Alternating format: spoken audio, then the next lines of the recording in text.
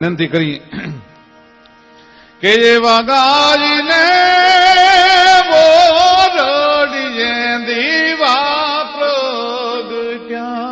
હે માં, તારા ઓરડે તો સતના દીવા પ્રગટી ચૂક્યા છે અને તું એકલી ત્યાં બેઠી બેઠી તારા ઓરડાનો ધૂપ લે એમ નહીં, પણ 84 ની ચારણું ધૂપ લેવાને જાજ રે રાજ આલુરની રૂપ મારી સંકટ પડે ને વેલી ગાવજે. હે માં, તને જ્ઞાતિના બંધન ન હોય, તને આયર હોય, કાઠી હોય, ક્ષત્રિય હોય, રાજપૂત હોય, હરિજન હોય, પટેલ હોય, ભરવાડો હોય, રબારી હોય, સાધુ હોય કે દુનિયાનો કોઈ પણ માણસ હોય, એમાં તને તો બધાય છોરો હરખા છે, તે કોઈ દી ભેદભાવ નથી કર્યો. હે રૂપલાય, દુનિયાનો કોઈ પણ માણસ અમે વિનંતી કરી છીએ કે તારી પાસે જે કાંઈ દુઃખ લઈને આવે પણ માડી તારા છોરું મેં તારો આશરો એ જોજે રૂપલમાં એનો વાલનો વાકો થાય રે ગાલુરની રૂપ.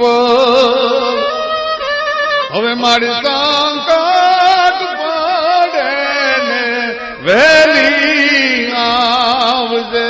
આલુરની રૂપલમાં સંકટ પડે ને વેલી આવજે. તને તો તારા છોરોને તારા બિરુદની પડી હોય માં, તારો ચાપ લઈને બેઠા હોય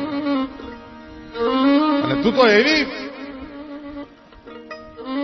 વિશ્વવ્યાપક છો માં કે માડી તારો ભેળિયો રે ફરકે ને જીવ જાગતા.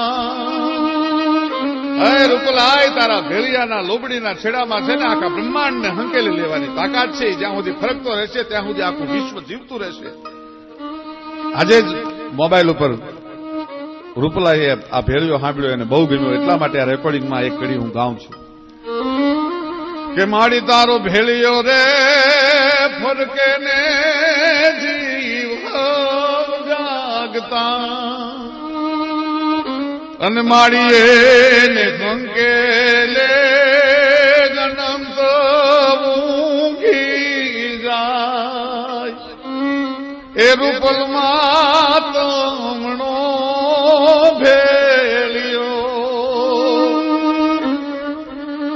અને માડીએ ને સૂરજે ધવલે રે ધાગે અને માડીએ ને ચાંદલજે એ હંભારી પાણજો ને પાયા. એ રૂપલમાં તોલા ભામીણા એ ભેળિયાવી તોલા ભામીણા અને માડી અમારો ભવનો રે એ ભૂલેલો એ દીનાત્મો પણ માડી તે તો ખોળ લે રે એ બિહાડીને પાંસડાથી ધ્યાન. એ રૂપલમાં તોલા બામીના એ ભેળિયાવી તો